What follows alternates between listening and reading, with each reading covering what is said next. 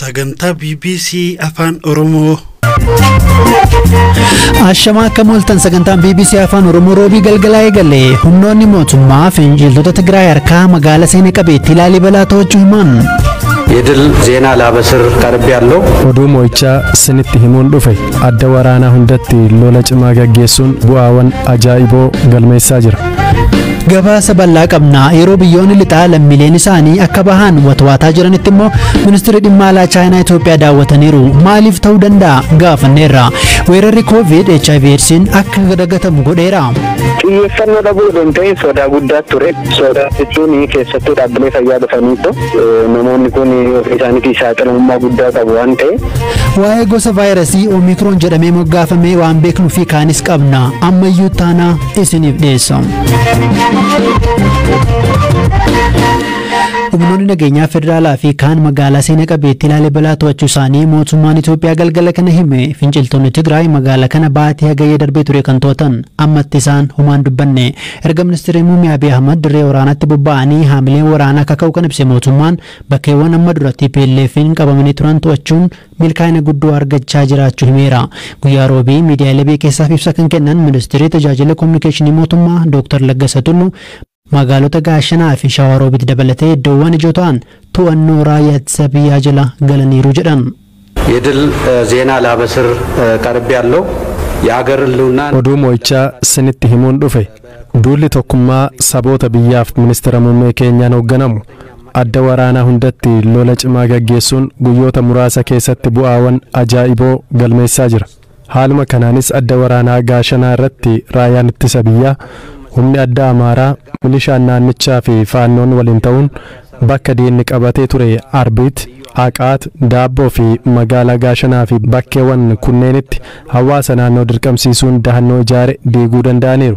Osoo gaagaamni lubbuu fi qabeenyaa hedduminaan hin mudatiin daannoon diigameera. Adda kanatti meeshaalee waraanaa dhuunfaa waloo fi gurguddoon loltoota mootummaan booji'amaniiru. Loltoonni Itoophiyaa bakka murteessituu taate Gaashanaa to'achuun isa finciltoonni Tigraay Laalibalaa, Saqooxaa, Waldayaa fi Dasee to'atan akka gad lakkisaniif daandii kan saaqudhaa jedhaniiru. Aangaan kun oduun kun dhagahamu hordofee ministeerri misooma magaalaa fi bu'uuraalee misoomaa Itoophiyaa fuula Facebook isaa gubbaatti waan barreesseen magaalaan Gaashanaa gama lixaan Gondar Kibbaa, gama bahaan Waldayaa, kaabaa Laalibalaa akkasumas gama kibbaan Wagalxeenaa kan daangeessitu ta'uu fi bakka murteessituu yookiin istiraatejik ta'uu ishee hime. Dr. Laggasaan ibsa isaanii irraan dabaluun adda waraanaa warra iluu fi gama bahaanis waraanni mootummaa milkaa'ina gurguddoo argachuu himan. በወረኢሉ ግንባር የጃማ ደጎሎ ወረኢሉ ገነቴ karaa adda waraanaa warra iluu ammoo Jaammaa Dogoloo, warra iluu Gannatee, Fincooftuu fi magaalaan Aqaasaa tumsa raayyaa ittisa biyyaa humna addaa fi milishaa Amaaraa akkasumas faannootiin guutummaatti harka raayyaa ittisa biyyaa jala galaniiru. Shawaroobitis harka diinaa jalaa baatee to'annoo mootummaa jala galteetti. Adda waraanaa bahaan ammoo raayyaan ittisa biyyaa humni addaa fi milishaan Affaar duraanuu naannolee diinaan qabamanii turanii fi bilisa bahan kanneen akka Kaasaa Giittaa, Burqaa, Waahimaa, Ciiftuu, Dirree Rooqaa, Cifraa, Alaalee Sululaa guutummaatti diina jalaa ba'uun bulchiinsa naannoo bakka isaatti deebi'uun hojii isaa hojjechaa jira. Injifannoo adda waraanaa mootummaan argadhe jedhe kana ilaalchisuun gama finciltoota TPLF'n wanti hanga ammaatti jedhamee hin jiru. BBCnis qaama labarraa hin mirkaneeffanne. Gama kaaniin humni ibsaa Itoophiyaa finciltoonni TPLF madda annisaa hidhaa Takasee irratti haleellaan qilleensaa raawwateera jechuun isa himatan soba jechuun himannicha kuffiseera. Dubbiimaan TPLF Geetaachoo Radaa guyyaa kibxataa ture hidhaan humna ibsaa Takasee haleelameera jechuun Tiwiitarii gubbaa kan barreessan.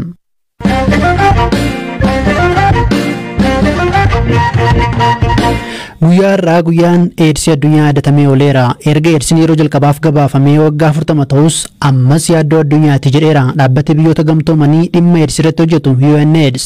Kanaaf biyyoonni weerara eedsii waggoota 9 booda bara 2030tti to'achuuf hudhaawwan jiran akka furan UN gaafateera. Guyyaa irraa kana sababeeffachuun kan gaafanne hoogganaan biiroo fayyaa Oromiyaa Dr. Mangistuu Baqqalaa Oromiyaa keessa facaatiin vaayirasichaa xiqqaataa jira jedhu. Tamsaa'inni isaa xiqqaachaa jira.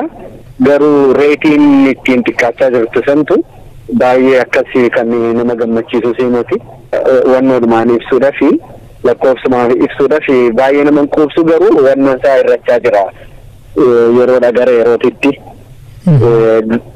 Garuu dhaabbanni fayyaa addunyaa akka baasutti saffisa hir'ina tatamsaa'ina vaayirasii HIV/AIDS kana wal qabate biyyoota dhaabbatanii jiran keessatti kan nu madaale. Dhaabbachuu jechuun hir'achaa jiru jechuu odoo hin ta'in haalli inni itti hir'achaa jiru san parsantaa baay'ee xiqqaadha 17 gadiin hir'achaa jira waan ta'eef isa reetii isaatiif malee hir'achaa jira. Amma tatamsa'inni isaa reetiin isaa meeqa yookiin immoo parsantaan ibsuu dandeenya? Yaa insidansii jedhama 0.59 duwwaa tuqaa 59 akka naannoo keenyatitti. Hojii gaariirra kan jiru Somaaliidha. Somaalitti aanee kibbaa sadaffaarra kan jiru naannoo Oromiyaati. Akka biyyaatti jechuudha. Isaantu hojii hojjetamaa jiru xinnoo nu dursa malee akka biyyaatitti sadarkaan tatamsaa'ina kana sadarkaa sadaffaarra jira jechaadha akka biyyaatitti. Erga koronaa vaayirasiin dhufeesi dhukkubsattoonni HIVs akkasumas immoo dhukkubichis xiyyeeffannoon arganne komiin ka'uu jira. Tarii isarratti deebii keessan hin barbaade Dooktar.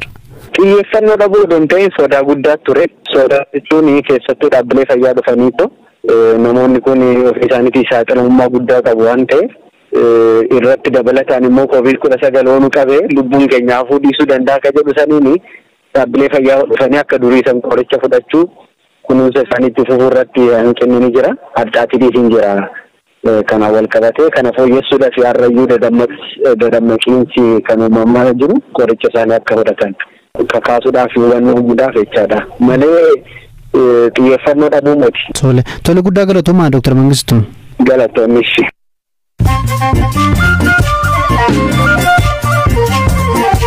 Sagantaa BBC Afaan Oromoo caqasaa jirtu oduuwwan gaggabaabaan sinitti himaa dhaabbanni Twitter sagalee deeggartoota mootummaa hacuucaa jira isa jedhame balaaleffate ibsa dhaabbatichi BBCf ergeen nuyi siyaasarraa walabaa jedheera. Guyyaa kaleessaa dubbiimtuun ministeera muummee Abiy deeggartoonni TPLF dhaabbaticha keessa jiru jedhanii himatanii turan. Boombiin bara waraana addunyaa lammaffaa osoo hin dho'in har'a ga'ee jarma magaalaa Munikitti dho'ee namoota 3 miidhe tokko akka malee miidhame. Boombiin barasii harki caalu osoo hin dho'in akka jiru ogeeyyiin ni himu.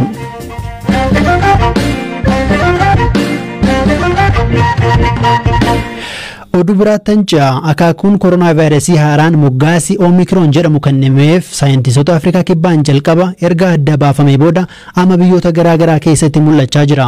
Biyyoonni vaayirasichi keessatti argame hedduun imala biyyoota kibba Afrikaa irraa godhamu ugguraa jiru. Waa'ee gosa koronaa haaraa addunyaan irratti haasawaa jiru kana Ameerikaa magaalaa Washington DC'tti nurse practitioner ta'uun kan hojjettuu fi COVID irratti xiyyeeffachuun gama miidiyaa hawaasaan barnoota kan kennitu Alfiyaa Gushaahasu dubbisneerra. Omicron kan jedhamu vaayirantiin COVID-19 kana wan agamaa akka beeynu hedduun illee jiraachuu baatus wan xiqqoo beeynee jirra. Kunis vaayirasiin kuni akkuma reefuu dubbatamaa jirutti first time kan argame sadaasa yookaan November 24 keessaa torbaan tokko jechuudha South Africa laboratory keessatti argame. Vaayirasiin kuni kaqaraa irra wanni addaan jiru vaayirasiin kuni jijjiiree hedduu yookaan mutation ta'ee dhufee jira. Baay'ee transmissible dha. Vaayirasiin kun jechuun namarraa namatti biyyarraa biyyatti hedduu daddarbaa hanga ammaa keessatti biyyoota 20 caalaa irratti argamee jira. Mallattoo namoota irratti agarsiisuu fa'aa wajjin wal qabatee gosoota amma dura argaman irraa wanti adda taasisuu jira moo waluma fakkaata? Ka ammaan dura akkuma reefu jennetti vaayirasiin kun ega jalqabee waggaa 2 ta'ee jira. Waggaa 2 kana keessaa vaayirasii mutation 4 argine jirra. Mutation beta, mutation alpha and then delta. Amma immoo kan Omicron dha. Yeroo ammaa kanatti alpha beta hagasin miidhaa waan hin finneef hedduu hin haasamu. Garuu delta 99% kan amma argamaa jiru delta dha. Amma mallattooni amma Omicron fidu kuni hedduun adda hin jiru. Waluma fakkaata. Qufaasisuu, mataa nama dhukkubuu, qaama nama ho'isuu kana. Garuu wanni gaarii hanga amma wanni jedhan keessaa mallattoon Omicron vaayiraantiin kun kan fidu mild symptom jedhama. Hedduu nama hin miidhu. Kaqaraa amma deltaan kuni nama miidhaa nama hedduu ajjeesee jira. Omicroniin kuni mild symptom namarra geessa. Hedduu hospitalizii namni hedduun hin taane mostly namni manuma ofitti taa'ee tiriitii godha. Ammas dhukkubni kun immoo amma Omicron kan jedhamu kun ijoollee warra yaangi qabata, warra umriin isaanii hedduu nama guddaa hin taane. Garuu kana jechuun dhukkubni kun nama hin miidhuu yookaan nama hin ajjeesuu jechuu miti. Wanni hanga amma beenu hin jiru. Torbaanuma tokko keessa torbaan 2 fi 3 keessamuu waan hedduu barachuu dandeenya jechuudha. Galatoomii guddaa ulfaadhu. Hayyee sanillee waan affartaniif galatooma.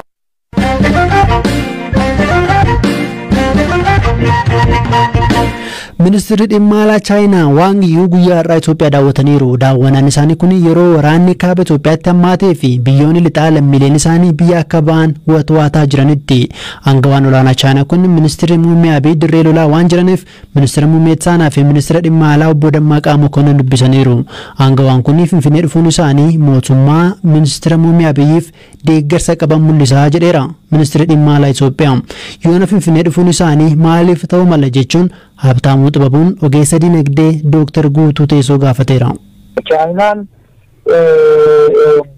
bara Itoophiyaatti imaaluudhaan hariiroo siyaas-dinagdee Itoophiyaadhaa wajjin qabdu maintain iddoo isaatti eeguudha.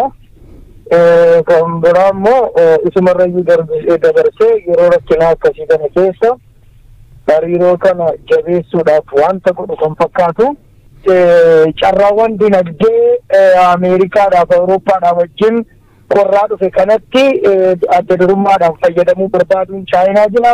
Hariiroo daldalaa kan akka Agawaa fa'i wajjin wal qabatee jiruun Ameerikaan Itoophiyaa haqamtu gochuun ishee yaadatama. Isa kanaaf oomishoota baay'ee kana kan oomishanii gara biyya Ameerikaatti ergaa turan dhaabbilee warra Chaayinaati. Kanaaf egaan dhaabbilee Chaayinaa kana oolchuun daraaruun dirqama Chaayinaati. Tokko Itoophiyaa gargaaruu, dinagdeen gargaaruuf utubuu kan fakkeessuun dhaabbilee ishee biyya kana keessa jiran gargaaruudhaan alkallattiidhaanis oomishaalee kanarraa hidhata dinagdee kanarraa fayyadamuudhaaf hojii Chaayinaan gootedha jedhanii ilaala akka nama tokkotti. Kan biroo kallattii siyaasaan yoo ilaaluun barbaachisa wanta kana faallaa siyaasa Ameerikaa irraa qaban mul'isuudhaaf yeroo kanatti Itoophiyaa wajjin jirra, mootummaa Itoophiyaa wajjin jirra, gargaarsa barbaachisu gochuu fi dandeenya kan jedhu mul'isuudhaaf wanta isaan godhanii jedhee yaada. Raashiyaan isigaan waan akkasii kan isheen mul'isaa jirtu. Kanaaf political controversy fi political polaritiin Ameerikaa fi Chaayinaa gidduu jiru dirree inni irratti calaqqisiifamu tokko akka carraatti addunyaa kanarratti bara 2021 jiru kan argame biyya akka Itoophiyaati. Sochii yookaan immoo hariiroo Chaayinaan biyyaalee Afrikaa wajjin kana namoonni qeeqanii jiru jechuun mala biraatiin yookaan immoo gama dinagdeetiin biyyaalee Afrikaa koloneeffachaa jirti Chaayinaan jechuudhaan kan qeeqanii jiru. Yaada akkamii qabdu? Biyyaaleen Afrikaa hagam fayyadamaa jiru akka walitti dhufeenya Chaayinaa waliin qaban kanatti? Baay'ee dubbii dhugaadha. Kaayyoon Chaayinaa karoorri tarsiimoon Chaayinaa waggoota 30-50 qabdu tokko harka guddaa kan ta'e yookaan immoo significant percent uummata ishii biyya Chaayinaatti addunyaa irratti tamsaasuudha. To'annoo dinagdee to'annoo siyaasaa fiduudhaaf biyyoota yookaan kontinentii isheen irratti xiyyeeffattee jirtu keessaa tokko biyyoota akka Afrikaati. Kanaaf dinagdee Afrikaa keessa jiru olaantummaan qabachuun kaayyoodhaaf dhimma Chaayinaa isa jalqabaati. Kun akkaataa kanatti hubatamuun baay'ee gaariidha. Dhaggeeffattoota keenya sagantaan BBC Afaan Oromoo roobii galgalaa xumuramutti jira. Badhaasa atileetii waggaa addunyaa kan WA yookiin immoo atileetiksii addunyaa irra taasifameera. Atileet Siifan Hassan milkoofne Ellen Thompson filamuu ishee odeeffannee irraa sagantaan BBC har'aa xumurameera. Kan isiniif dhiyeessan Mayyuu Taanaadha. Kan isiniif qopheesse Eeliyaas Mulgeetaadha. Boroo walitti deebinaa halkan gaarii.